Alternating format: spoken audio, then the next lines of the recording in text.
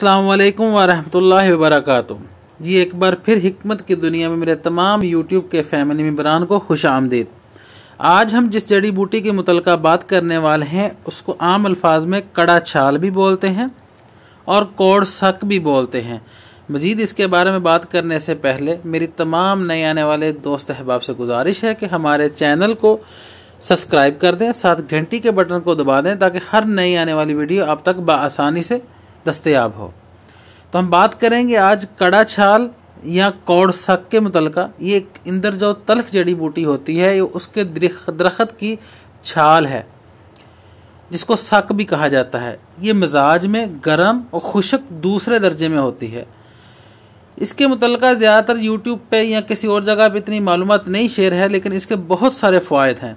इसका मेन फ़ायदा ये है, ये पेचश को रोकती है, खूनी बवासीर को ख़त्म करती है, माहवारी की ज़्यादती को नॉर्मल करती है, खूनी असहाल को रोकती है और बादी बवासीर के लिए भी ये फ़ायदेमंद है और बाज़ नुस्खों में दर्दों के लिए भी इस्तेमाल होती है।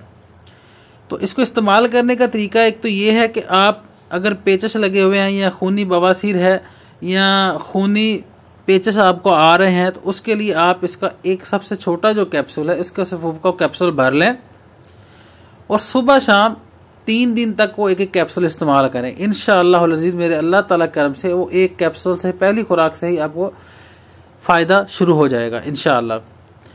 तो खूनी बवासीर और बादी बवासीर के लिए भी सेम यही तरीका है। अगर माहवारी की ज़्यादती है तो उसके लिए बेहतर यह है कि आपको इस्तेमाल करने से पहले किसी तबीब या किसी अच्छे मुआलिज से मशवरा कर लें। तो ये आम दुकानों से मिल जाती है कड़ा छाल या कोड़ सक के नाम से। तो किसी भी किस्म के मोशन लगे हों, जितने मर्जी शदीद मोशन हों, इसकी एक खुराक से इंशाअल्लाह अफाका आपको हो जाएगा। दुआओं में याद रखिएगा। इसी तरह हमारे चैनल को प्यार देते रहें, सब्सक्राइब करें, आगे शेयर करें दोस्तों के साथ। किसी भी चीज़ के मुतल्लिक़ मालूमात चाहिए तो कमेंट्स में ज़रूर रब्ता करें। बहुत शुक्रिया। दुआओं में याद रखिए। हम